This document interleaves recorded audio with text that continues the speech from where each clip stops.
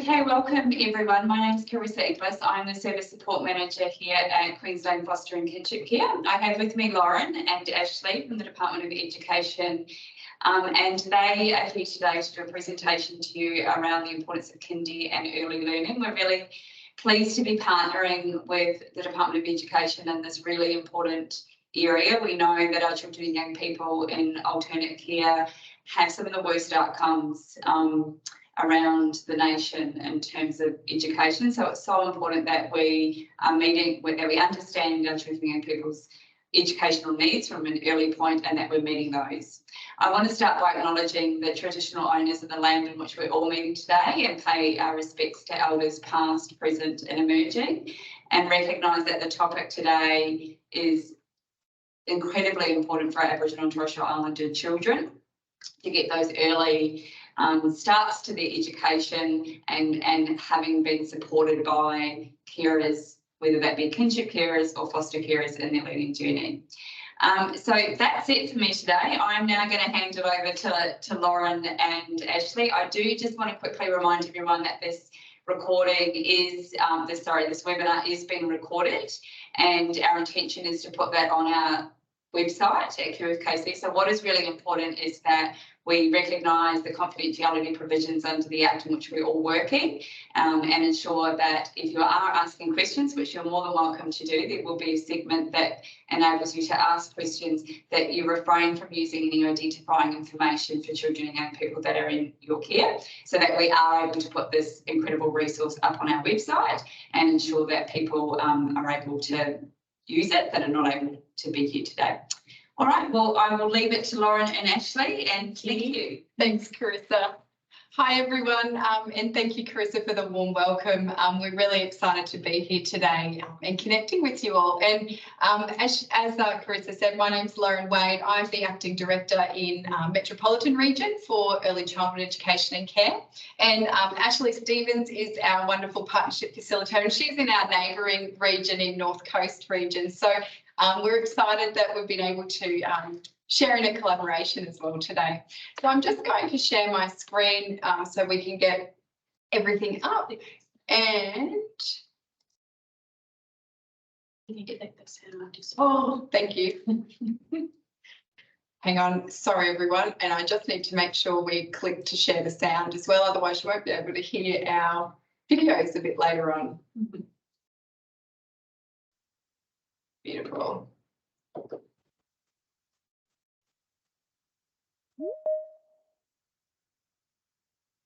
Hopefully,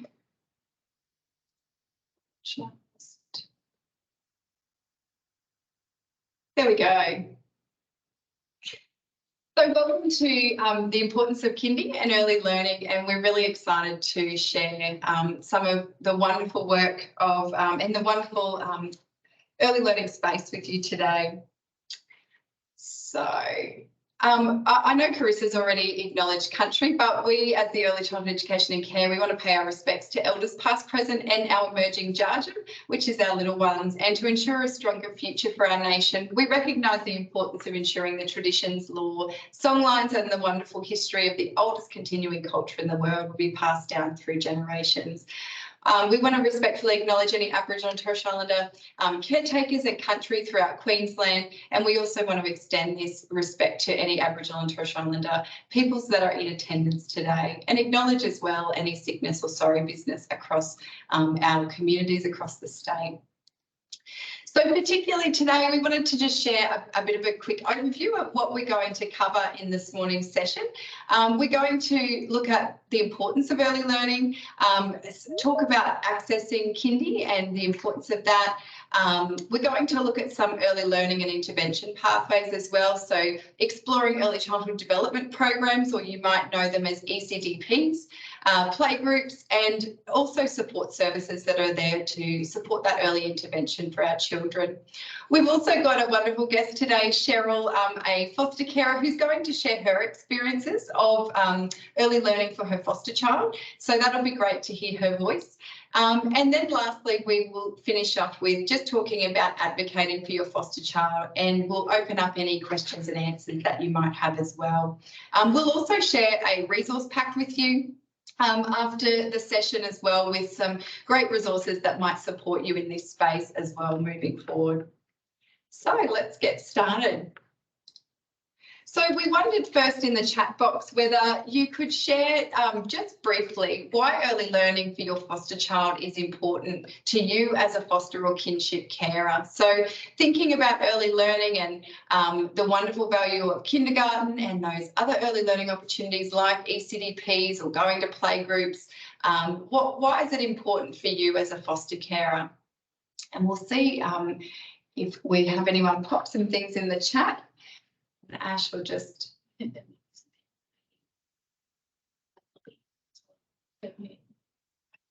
to it.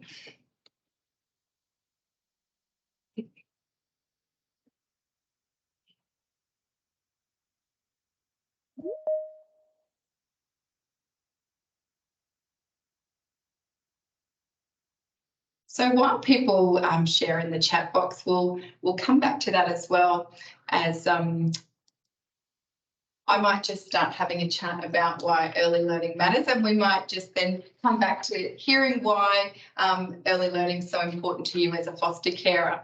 So why does early learning matter? And we hear a lot that the early years are critical and they last a lifetime. And one of the big things about early learning is, particularly for our children, 80% of their adult brain development is developed between the age of 0 to 3 years, which is quite amazing to think of, that incredible journey for children. And particularly, we know that children are surrounded by lots or engage in lots of different environments that can influence their overall development, which includes environments like when they're around family and kinship, friends, their community. Even when we think about community, it's their kindergarten spaces. They might be involved in other community groups or activities, and as well as when they start going to school. And then we also think about the state or the policy that can sit around and influence child development as well. And when we think about these influences for children, we also consider protective factors, which are what we consider positive influences on child development. And these are things that we want to increase for children as well. And so they can be things like really strong attachment between a carer or a parent and the child, support networks. It's going to kindy is a protective factor, access to services, children being read to, and even that early intervention are all protective factors that actually influence children's lifelong trajectory. And they're things we want to wrap around. And then we know that with child development as well, there are risk factors, and risk factors are obviously the opposite of protective, that it's those negative impacts for child development and that can impact their lifelong trajectory as well. So things like neglect and trauma, that lack of support, or as well that lack of early intervention. It could also be then the opposite of not accessing an early learning pathway like kindy, because that's such a positive protective factor prior, and that instability as well. There's lots of different things that can sit in those risk factors, but the more we can wrap around and increase those protective factors, the more we can influence that lifelong trajectory, and ensure that any early interventions put in place as early as possible. So there's some things around why it matters, and I'll just check the chat with Ash around what your thoughts were of why early learning matters. Yeah, Ash might just share what some people have. So we've got here, so they get a head start for their schooling years ahead, which is great. It's really important that children have that opportunity to be in that positive learning environment before prep. So our children are not left behind, which is the same. We want to ensure that they are having the same opportunity as every other child. And then we've also got, we're not familiar with the background of children we have in our care, and having a second set of eyes and knowledge assists in developing different skills to work with the needs children need to develop, which I think is a really important point as well. We need to ensure that, we are picking up through that early intervention lens, and we're going to go through that a little bit today. So if we do identify that there may be some developmental needs with children, that we're really accessing those supports early and often. It's a really good point. And then we've also got there, the first 5 years are so important, having them settled and confident before prep, building trust with teachers, which is another great transition strategy. So good stuff. Yeah, thanks for sharing, everyone. We really appreciate your voice. And just lastly, before we start looking at kindergarten, we also know that as your foster child enters kindergarten, if they're entering this year, you'll also be starting to think about that transition into prep or into that first year of school. And one of the things we really encourage in this space is to think about, and we talk about it as rethinking school readiness, because sometimes we hear a lot about is a child ready for school? And as you can see on the screen there, this quote really it resounds quite strongly with us around this piece of work by Kagan and Rigby. And it talks about readiness does not reside solely in the child, but school readiness is children's readiness to learn. School's readiness for children and the capacity of families and communities, to provide developmental opportunities for young children. It's not about children being ready for school. It's actually about all of the partners being ready together. So you can see there, it's about ready families. So making sure that you as a foster and kinship carer feel ready and that you're supported and you've made all of those connections prior to prep. You've been engaged in the wonderful transition opportunities that that school environment offers. It's about ready communities and ready health services. So any early intervention or support services are engaged with you.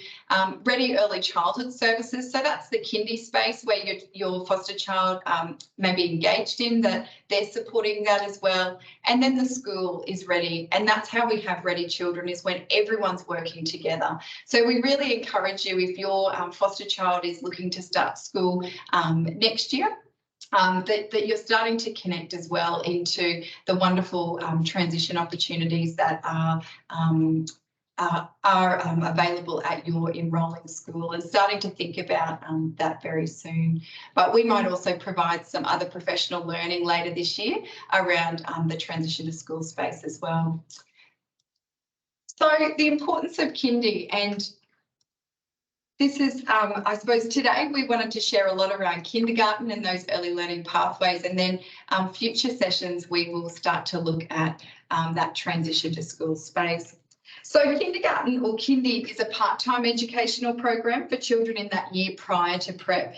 And kindy is a place where your little one will make friends, explore new environments and build that confidence and have fun in their learning. Kindy offers really meaningful experiences and interactions that can support your child's learning, wellbeing and development as well, now and into the future. And kindergarten teachers, as well as educators, use a range of balance of strategies to extend children's thinking and play in all different learning experiences throughout the day. So there's lots of opportunities for your foster child within a kindergarten program, and you can see a few little highlights on the screen there around that we're really promoting when they're going to kindy, around those meaningful experiences and interactions. It's about wellbeing, learning and development for your foster child. It supports the strengthening of their confidence and resilience. It's an opportunity to make friends and collaborate and play with others. And it's an opportunity too that they're communicating their ideas and feelings. And they're just a few things. And as before, when we talked about protective factors for their development, you can see there that it is a protective factor for child development is going to kindy. So that's just one little space. And one of the things we wanted to share today as well, it also, there's the last little bubble, developing early reading, writing and numeracy skills too. There's great opportunities to explore those emergent reading, writing and numeracy skills too. But one of the things, some of you may not have seen a kindergarten room, and we wanted to take you on a bit of a virtual tour to see what it can look and feel like when you go into a kindergarten space. And I'm just going to let this load up, and hopefully it doesn't take too long, but it's going to take you through it, and you're going to see different spaces and learning opportunities as we look at a kindergarten program. So hopefully it won't take too long. The program in this room should support social play and collaborative experiences. As part of the kindy experience, your child will develop self-help and problem-solving skills. This will help them become more independent in preparation for the transition to school. There should be space for children to be active, messy, noisy, withdraw to a quiet area, be involved in small and large group experiences, and participate in both self-selected and organised activities. You should see educators interact with children in a way that's warm, responsive and facilitates play. Information about each child's progress should be readily available. This allows families to work with the service to optimise each child's learning experience.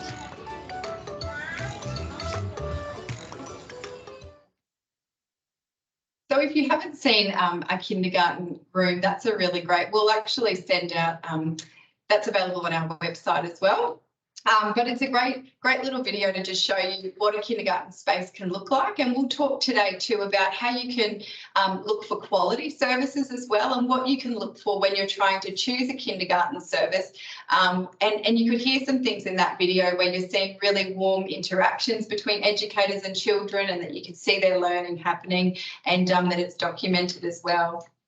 So before we get into that, I wanted to share too, there's different types of early childhood education and care services across Queensland. And when we talk about an approved kindy program, I'll share with you, I suppose, what that looks like. But these are some different early childhood service types for any children from birth right through, actually even after school care settings as well. But you might find you've heard of family daycare, and this offers really flexible education and care to children that's delivered in private homes for birth to 12 years.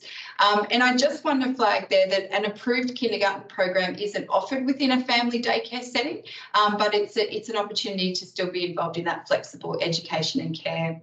There's also long day care settings, which is birth to 12 years, and it's usually also offering before and after school care, and they operate for at least 10 hours a day. We've got before and after school care, which we also call outside school hours care, or OSH, and usually you find them operating on a school site or at a youth club or community centre, and they're particularly for school-aged children, and they happen before and after school, so 7 till 9 a.m. and 3 to 6 p.m. as well.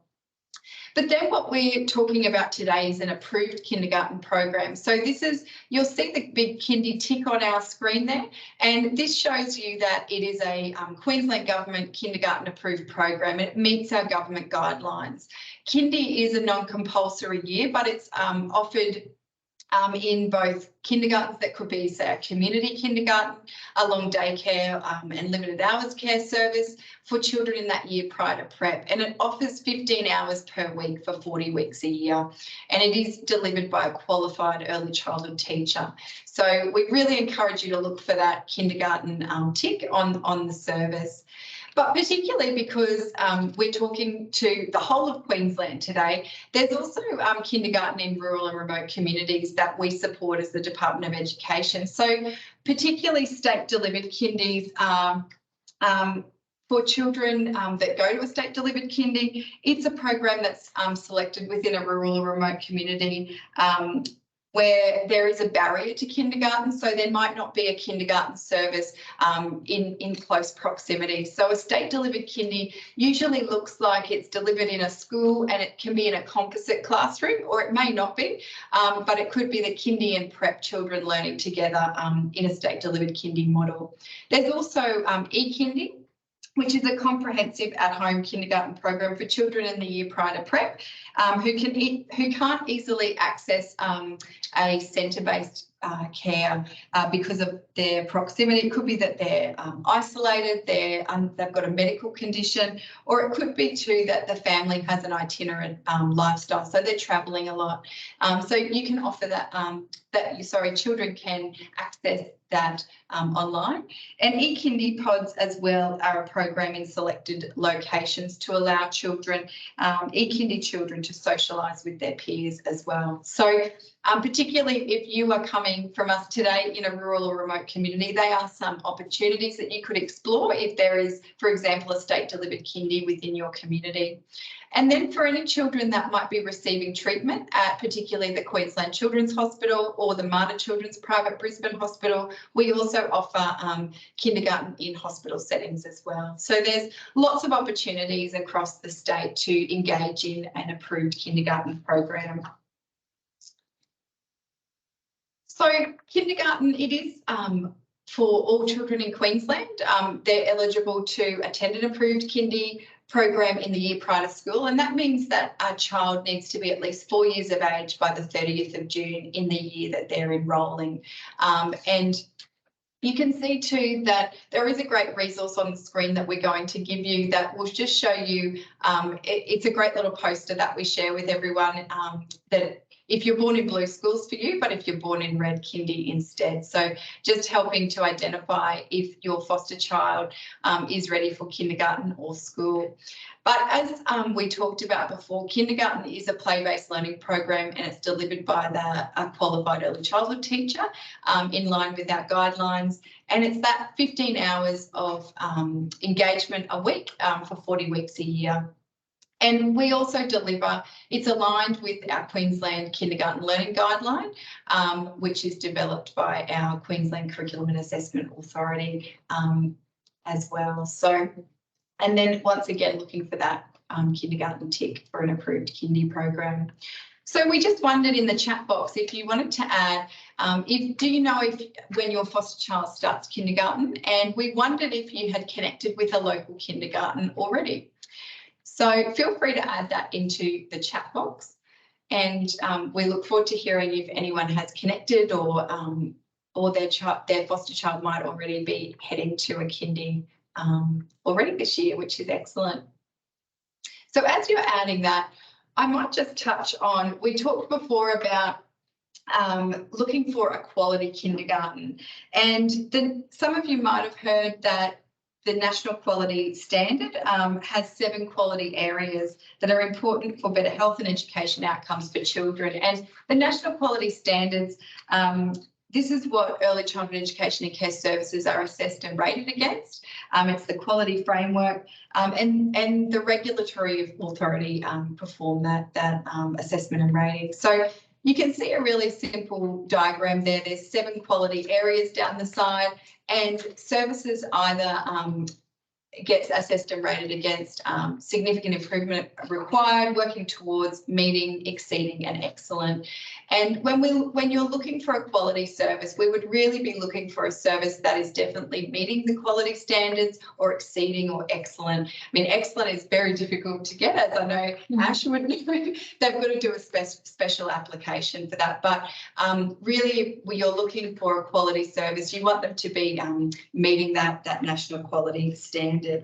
And when you're looking, we'll also share a resource today around some questions that could support you when you're going into a kindergarten service or an early childhood service, and you're really looking whether it's a quality service. You might ask a number of questions around even what skills or qualifications the educators have.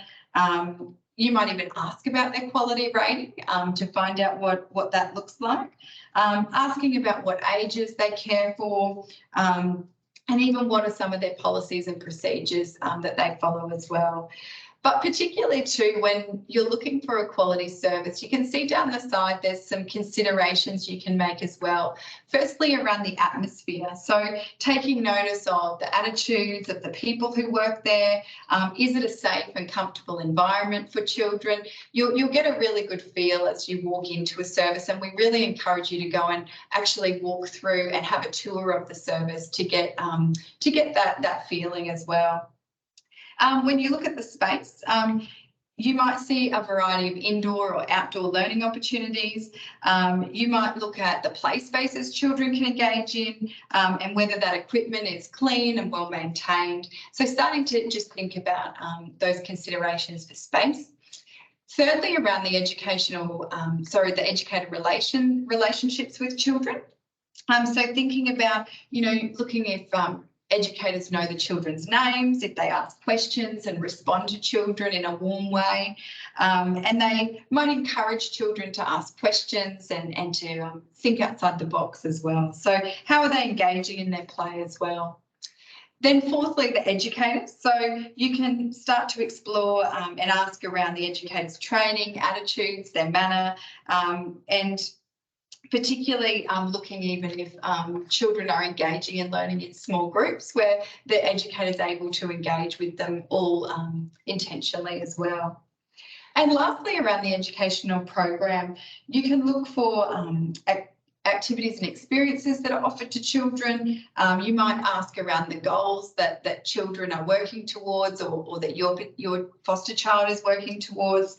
You can look at how, and even ask around, how do I keep informed about my child's progress in their learning as well. So we'll give you some resources to support that as well, but there's always lots of questions you can walk in as you're going for that tour and ask around, particularly the quality of that kindergarten service or early childhood service if you also have a foster child that's prior to kindy age as well.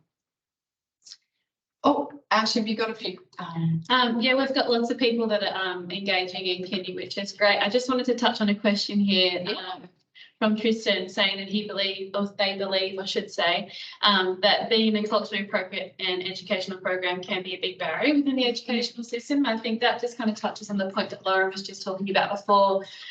Your role as a foster carer when you're going and talking to these kindy settings is to really ensure that you're asking those questions about culture and, you know, what does your centre do to celebrate culture, especially our First Nations culture, but more importantly, the culture of your child. So if you're going into a centre and your child does identify with a particular culture, really asking questions and what they can do or what the centre does to celebrate that and bring that culture into the classroom.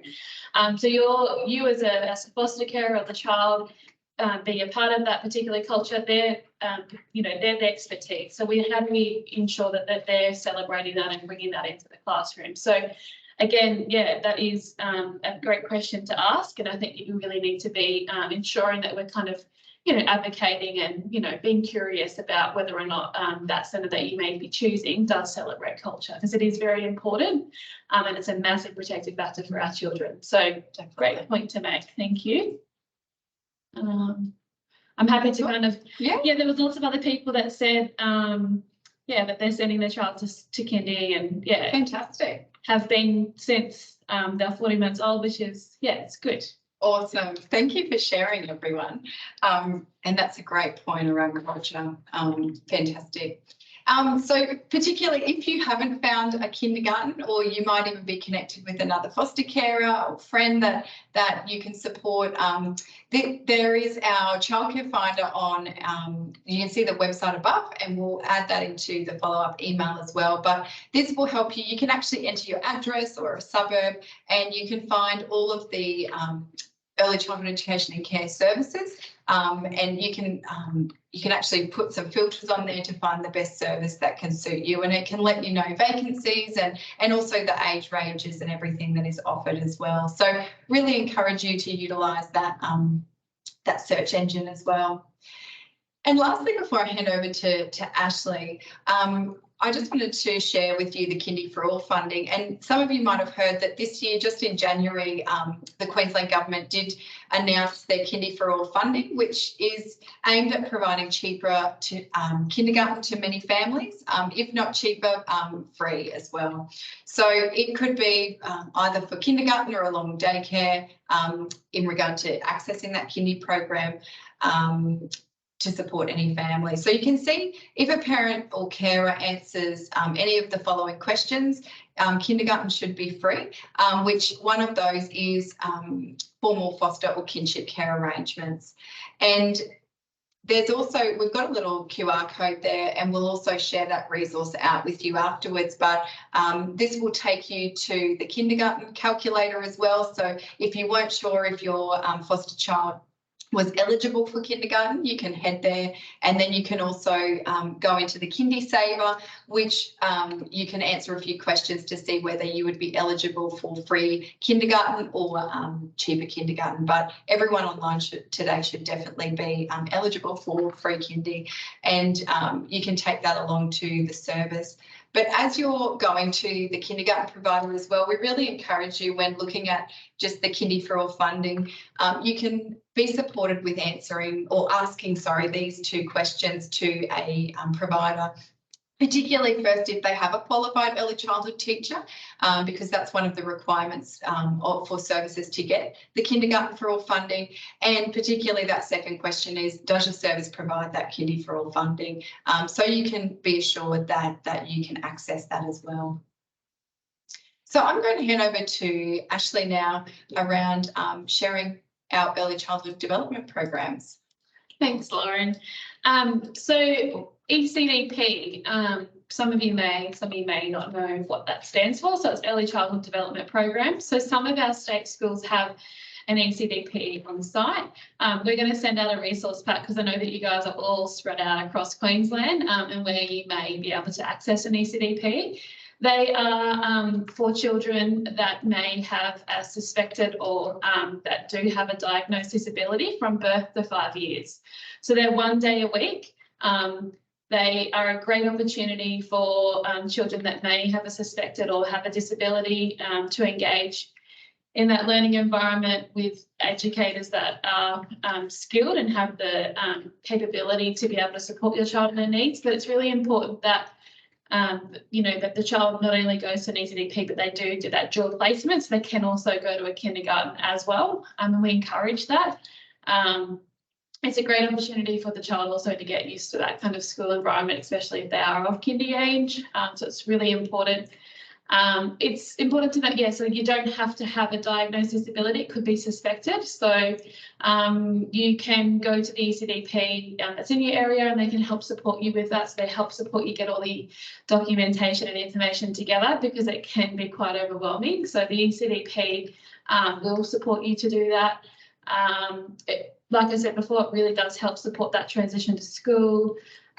It also, like we were just talking about before, Lauren was talking about, it really just helps the children get used to those learning environments and really understand what particular needs they have. So no child is the same, as you all probably are very well aware of, but what are their particular, needs that they have in that learning environment, and really making sure that not only the ECDP is aware of those, but the kindergarten is also aware. So that is really important for children to be supported in both environments. So the ECDP and the kindergarten are kind of sharing those resources and skills together. So we've had lots of, children be supported in both of those environments because our ECDP teachers do have specific qualifications and have been exposed to lots of different children with additional needs. So they have that ability to go and spend some time with kindergartens and kind of, share their knowledge with each other, which is really important.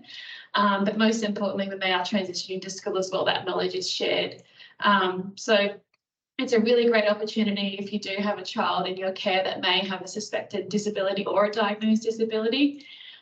So if you do need to know where one is and you're interested in kind of checking it out, we'll definitely send the link there that you can go on and have a look. Just explore, I guess. But if you do have any questions, we're more than happy to answer them at the end of the session. So just either keep them in here or pop them in the chat box and we'll get back to them at the end. It is only 1 day a week, so we'll kind of reiterate that because some people feel like it should be more, which would be lovely because ECDPs are amazing for our children, and they really do have a unique way to connect and provide that beautiful, safe environment for children. The other kind of, quality early learning pathway is beautiful playgroups. So playgroups are a big protective factor, again, for children, especially, in those kind of diverse playgroups that may be around. So again, we'll send a link where you can jump onto a directory and find out what kind of playgroups are around. But most communities have playgroups that may be for young parents, so young dads and young mothers. They have cultural playgroups as well. So some of our school-based playgroups have Aboriginal and Torres Strait Islander playgroups. Our ECA, our early childhood approach providers, have playgroups that are run by the precursor to NDIS as well. So they have those playgroups. Our libraries have amazing playgroups and activities that you can engage in, which is great as well with that dual placement. But most importantly, playgroups are really about that connection, and it's that opportunity for you as a carer to sit alongside your child and learn together and explore the world together and have that beautiful learning experience as a foster care and a child. So before when someone popped in the chat box, we don't really know our children that well. Well, it's a great opportunity to get to know your child in a beautiful, safe environment. Is in a playgroup. They are safe and welcoming. They are mostly about play, so it's really important for your child to kind of have that ability to play with other children and to kind of see how your child is interacting in those environments as well. So obviously when your child goes to kindy, you don't really have that opportunity to see, in person how your children is interacting with other children, to even identify if there may be some early intervention that is needed for your child. So going to a playgroup, yeah, you really get that opportunity to see what might be happening. And it's also a great opportunity to get to know other people as well that are, it may be experiencing similar things to you. They may have some good tips about linking in with external services and supports. So yeah, there's lots of different opportunities that playgroups provide, and if you haven't already figured it out, I'm a bit of a playgroup advocate. They're just a beautiful environment for children to explore, and they're only a couple of hours a day too. So, and they're really informal too, aren't they? They are. Yeah, it's great. And if I didn't say before, yeah, lots of our schools have school-based playgroups too. So check them out. And if you have a school near you, most of them have a playgroup. So yeah, go and ask about it. And that's also a brilliant opportunity for that child to get used to that learning or school environment as well, and getting to know some of the teachers in the early years space too. So these are just some of the websites that I know that you can jump on and figure out where playgroups are. So yeah, if you're interested, yeah, have a look at those. So Play Matters is formerly Playgroup Queensland, it's a good one. And then my community directory, not only good for playgroups, but also good for lots of other resources and services that you might need. But yeah, jump on there and have a look. So I just wanted to quickly touch on what support services are out there for early intervention.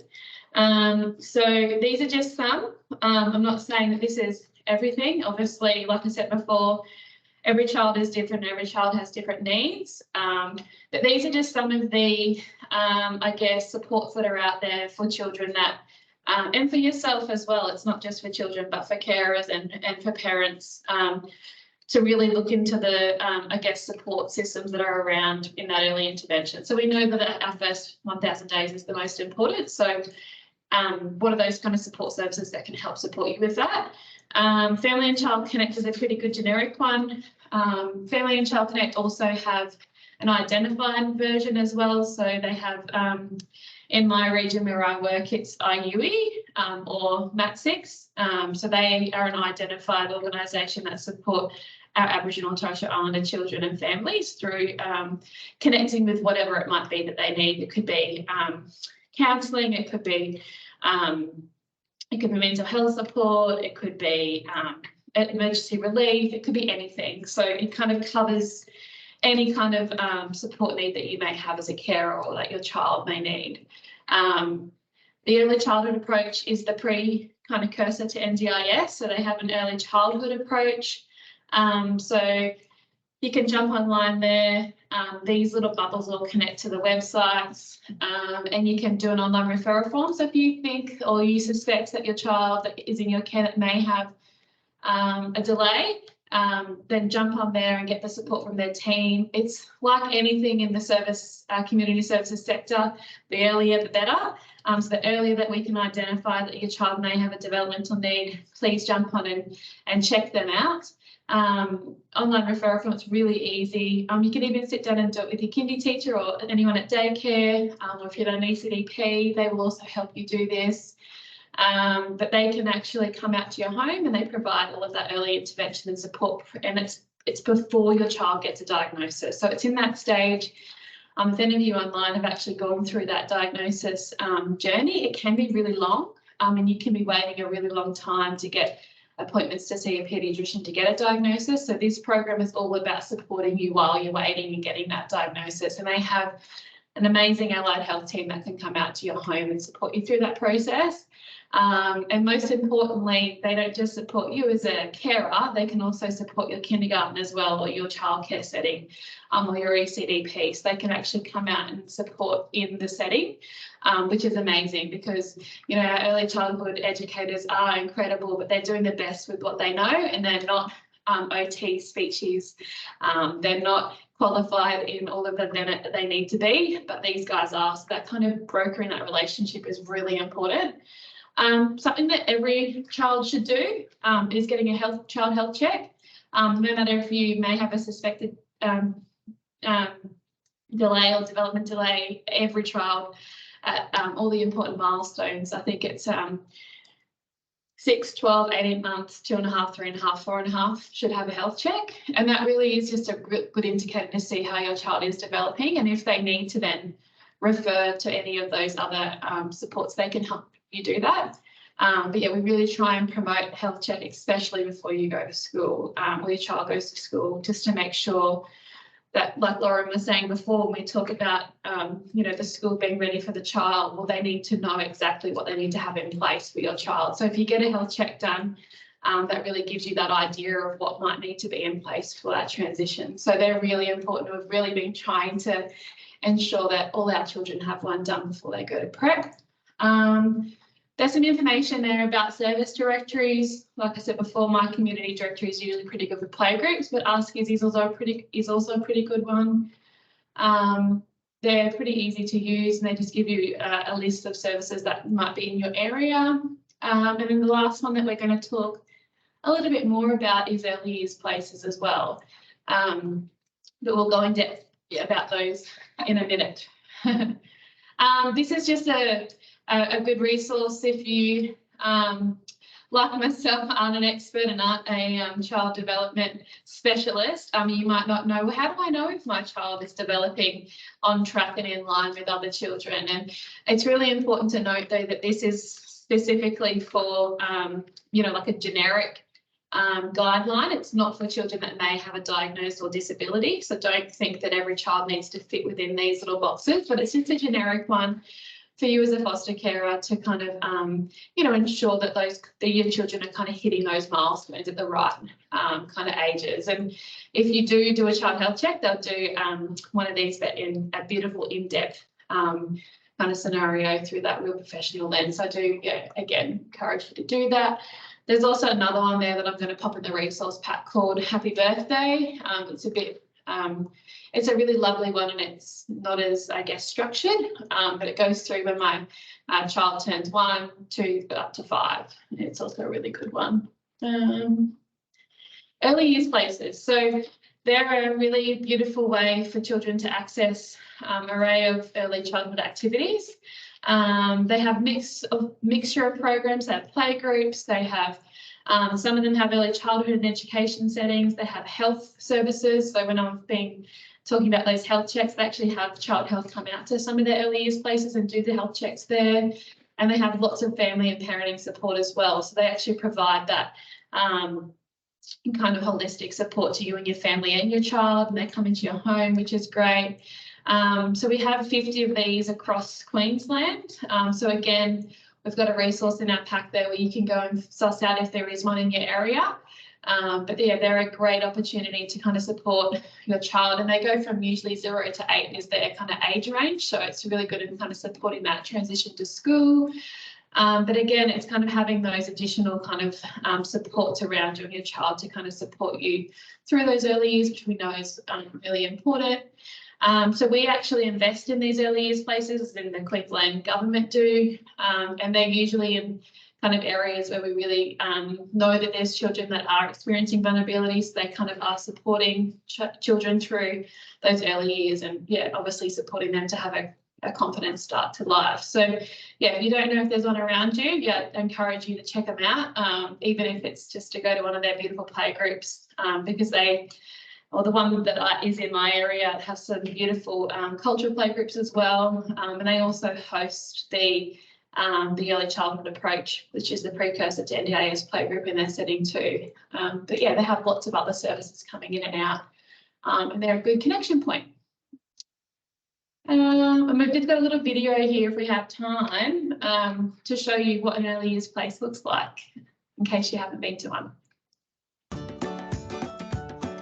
An early years centre is a one-stop shop where families with children under the age of 8 can come and feel supported and access many of the services that we have. We're an integrated service model, so we work holistically to provide support for families. It helps people, whether they be parents, single parents, or anyone who needs a leg up, they're here. First, I was very lonely. emotionally down, but when I started here, you see a lot of parents you talk to, you discuss your problem, what you are going through. It helps me a lot. They say it takes a village to raise a child, and in a lot of ways that's definitely true, because it's important to know that you're not feeling alone and you can get validation and support from other parents. We have migrant settlement program, CAMS, tenancy, family support. We can refer our parents on to any of those services that they may need. There's a variety of programs and different practitioners that specialise in certain areas that we're here to improve the outcomes for children and their families. We have a maternal and child health nurse come every week and provide information and education for parents with young babies. You can get your baby weighed and just to have some playtime and get, social. It's very social. I watch him flourish each week and just get that confidence. So for me, it's watching him grow and develop. I just get peace of mind, really, just to let me know that I'm doing the right thing. Gave me a lot of confidence doing the parenting course while he also attended childcare. They're very knowledgeable because most of them have had kids, so you can always ask questions. It's just a nice place to hang out. I was lost. I didn't know what to do. My wife was suffering postnatal depression. I was pulling my hair out. And so it was getting somewhere very casual where we could go and just spend some time. And everyone's happy for the kids to just play and have a good time. There's good food, good company, and it just grew from there. They don't have to tell their story over and over again to different organisations. They come here and they get really cared for and looked after, and our workers really are in the moment with them. You get advice, parenting advice, help, just a break. This I consider my hub to come to if I need that information or those services, so otherwise I wouldn't actually know where else to go. I feel like we make a real difference in families' lives. Always listening, always helpful, always friendly, and real, that's what impacted me.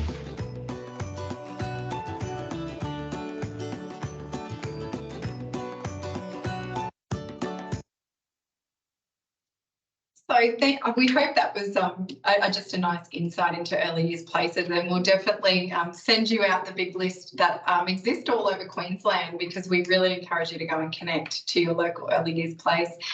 But we have our wonderful guest, Cheryl, who is going to share some reflections and learnings from her experience engaging in early learning pathways. I'll just stop sharing my screen, Cheryl, so that, if I can find where it's gone. There we go. Perfect. So, Cheryl, if you're able to open your mic up, and I know one of the things we wanted to ask you first was around what your experience as a foster carer was accessing a kindy for your foster child, and what benefits you might have noticed as they engaged in that space.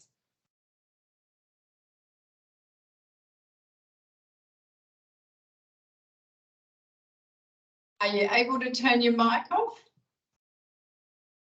No? Give me 1 minute, I'll see if I can just.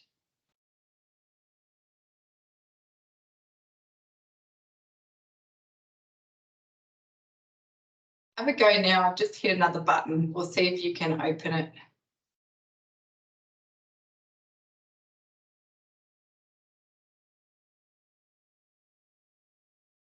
Is it unmuted?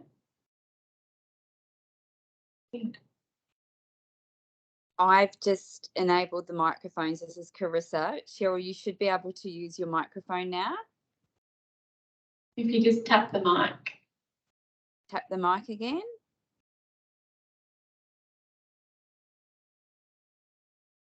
Not working, she's saying. Oh no. Okay, hang on. Let me try again. Is it saying something? Like, is it saying you're not allowed to turn your mic on, or it's just not working? Okay. Can you try that, Cheryl?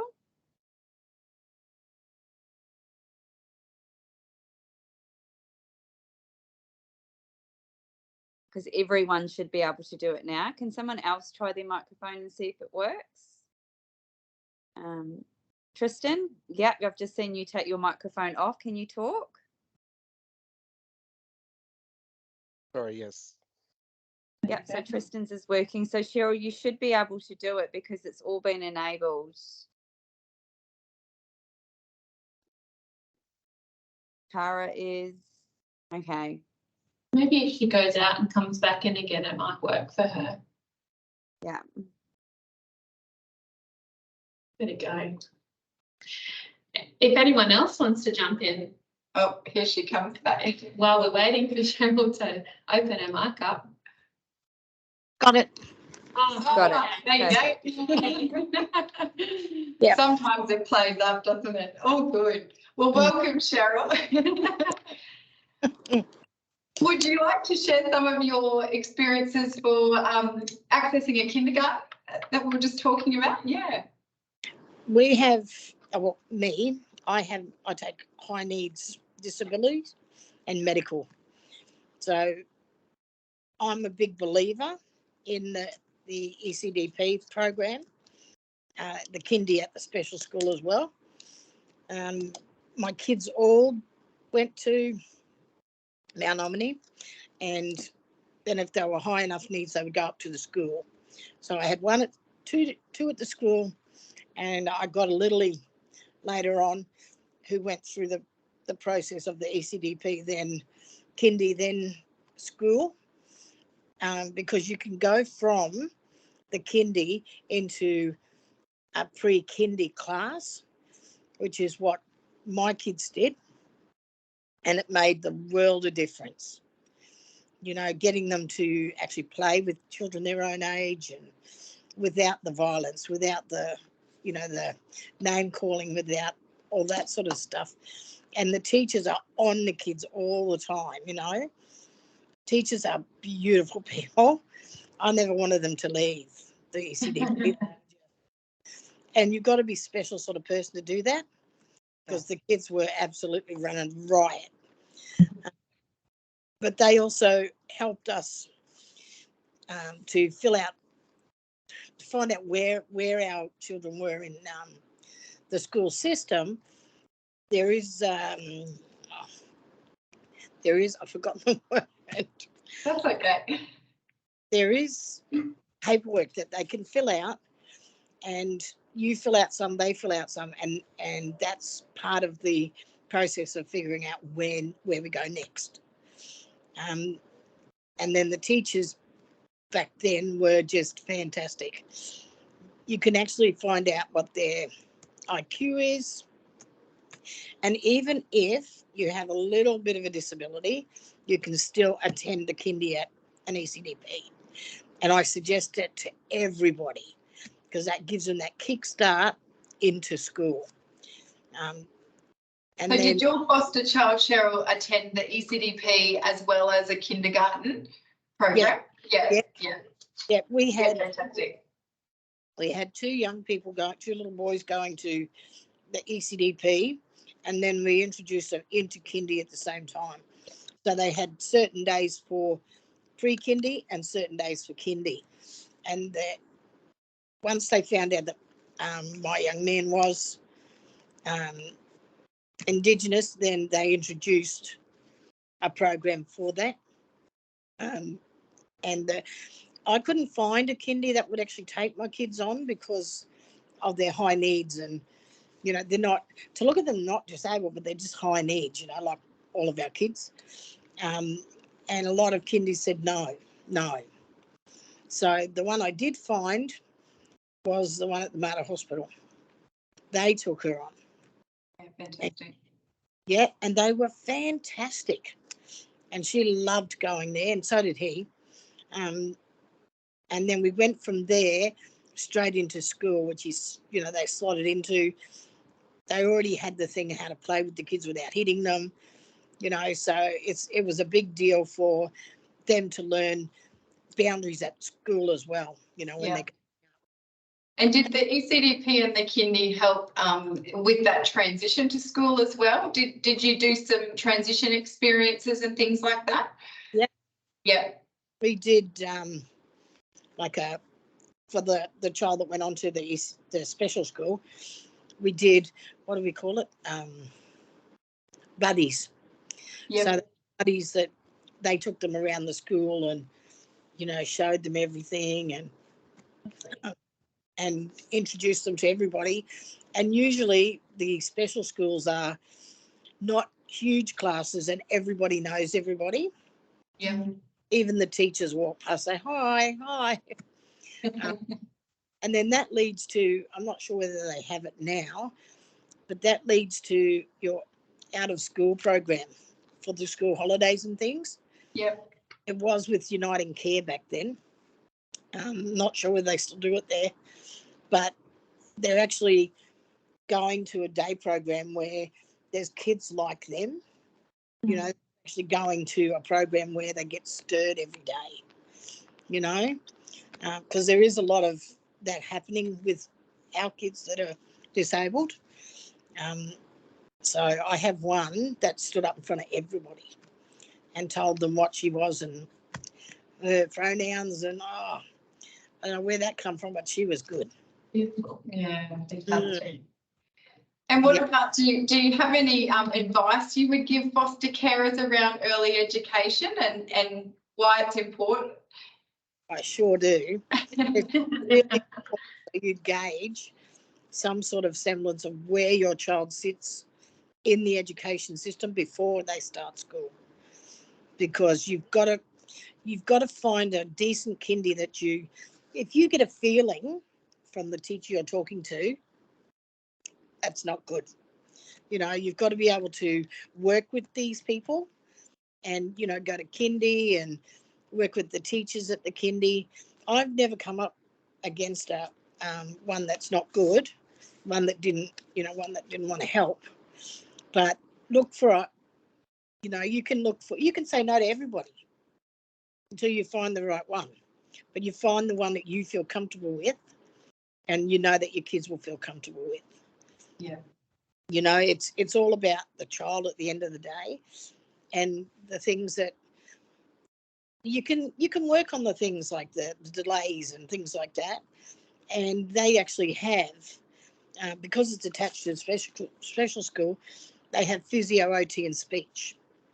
So they can start working with your child, and because it takes a long time to get in and see all the allied health, you can actually access it at the ECDP. It's all changed, the acronyms now again. But make sure you send them because it makes such a difference, you know, and it makes a difference to you too, because you get a couple of hours where you don't have to do anything, which is absolutely beautiful. Yeah.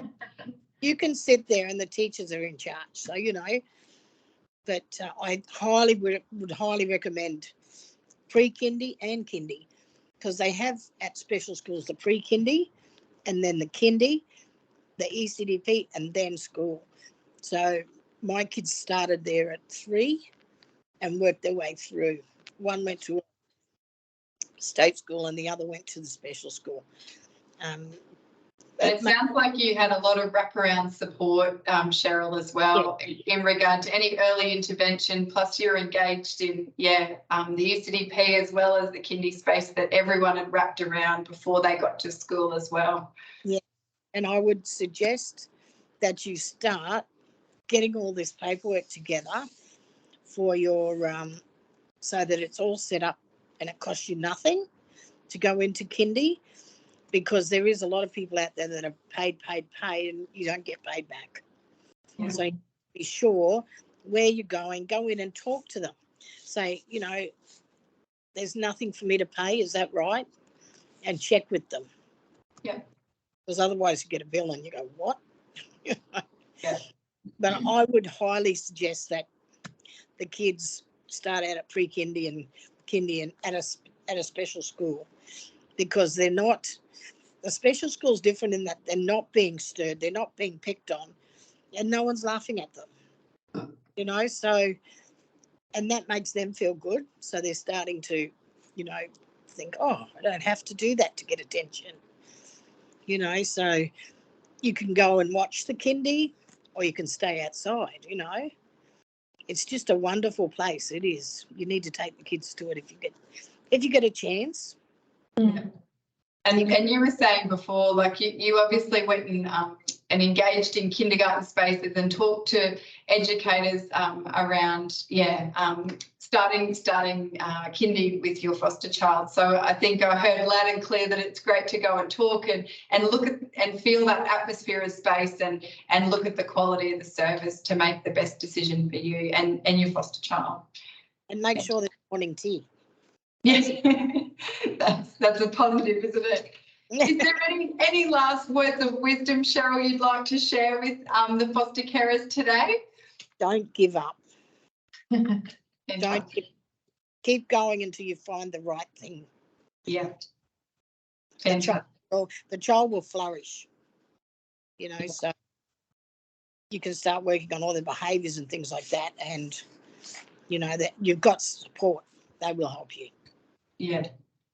Thank you so much, Cheryl. We really appreciate your just your voice, your experiences and your view of just what it's been like for you. It's great to hear from someone who's walked the path as well. So I'm sure everyone found that very helpful to hear your experience. So thank you. We've just got a few last slides to share before we finish up, and we'll also open up if anyone would like to ask any questions as well.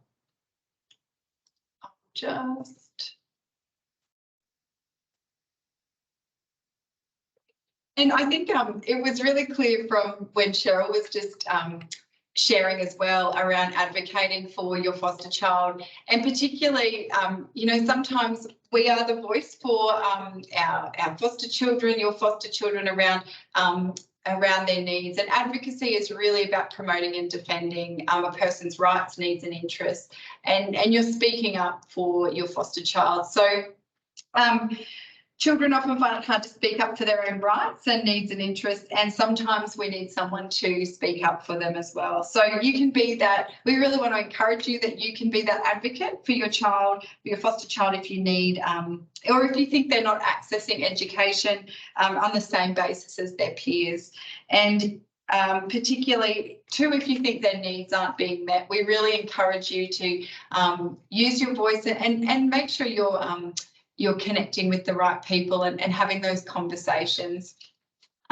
Particularly, we just had a few really simple steps that can help you in this space if you need to advocate for your child, and particularly when you're going in to have a conversation with someone, it's really good to first have a clear understanding of the issue that maybe your foster child is facing, then thinking about what your foster child's needs are that will help you decide what you would like to see a solution. Because the third thing, it's really great to go in and present a solution.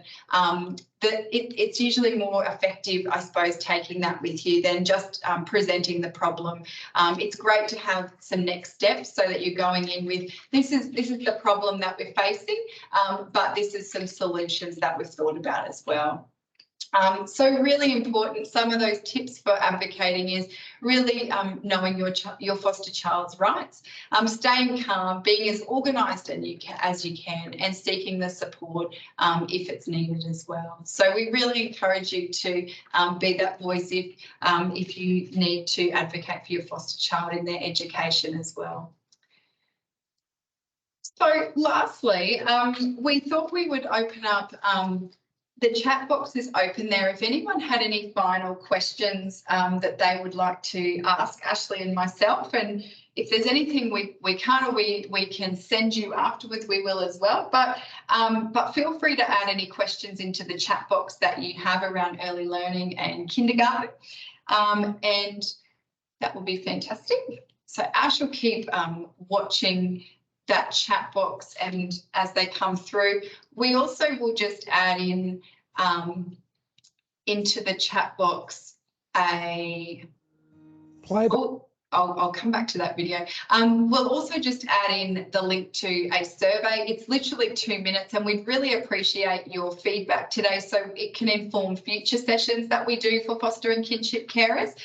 We'd really appreciate that. So she'll just pop that into the chat box as well, because we had a final video that we might just share with you from someone called Nathan Wallace, who works in the neuroscience space, and some of you may have heard of him, but he speaks really beautifully about the value of play-based learning, which is what we see in our wonderful kindergarten programs and in playgroups and our ECDPs, which is fantastic. But I have a feeling I didn't hit share my sound, so just give me 1 minute. I did.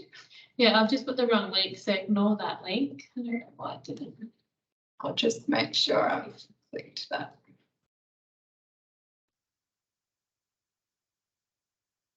So while we're watching and you're completing the survey, you can also listen to this little last video from Nathan. Play-based learning is simply learning through play. And play is the system that humans have developed over thousands of years to facilitate the development of our higher intelligence. What we get from play-based learning is the attitudes that underpin your child's learning.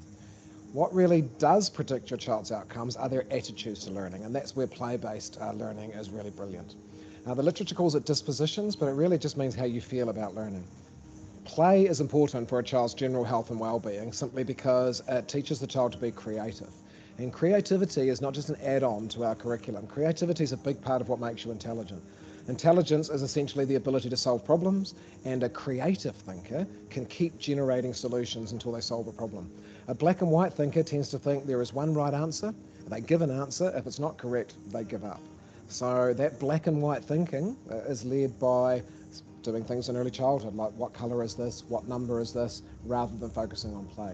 For instance, in play-based, the child might spend 3 hours building a dam in a river. Now, to an adult that's focused on outcomes and producing something and purpose, that might look like a waste of time. But if you focus on the attitudes or the dispositions that the child learns from that play, where else is the child going to sustain their attention for a 3-hour period? They're not going to get that from saying, what colour is this, what number is this? They get that from play-based learning. And when a child builds a dam in a river, do you think he successfully dams the river the first time? Or does he in fact have to fail 99 times before he successfully dams the river? So your child's just learnt to persevere through 99 failures before achieving success. This is the gold that we get from play-based learning.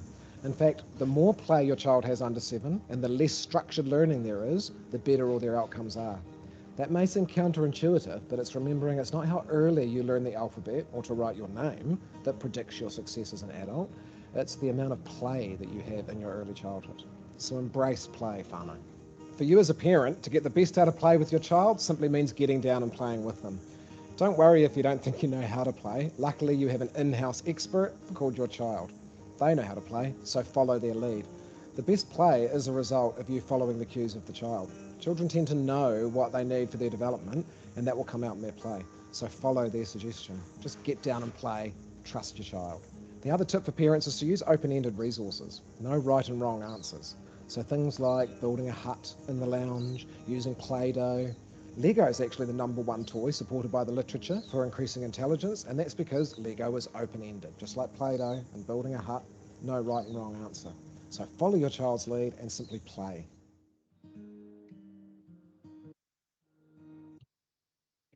We hope you enjoyed those wise words of wisdom from Nathan. It's always just a pleasure to listen to him, and it's just a great perspective to have and to really think about that value of when you're seeing your child, your foster child playing within a kindy program or in a playgroup or ECDP. There's so much happening and it's such rich learning and contributing so much to their wonderful overall development. So we just had a few little things in the chat box. Someone's asked if the slides will be shared, and we'll share that out in the resource pack after this. So we'll send you lots of different early learning resources from today, and we'll also put a copy of the slides in for you as well. And someone's just said that they love the video. As a kindergarten teacher and carer, there are so many benefits of play-based learning. Beautiful.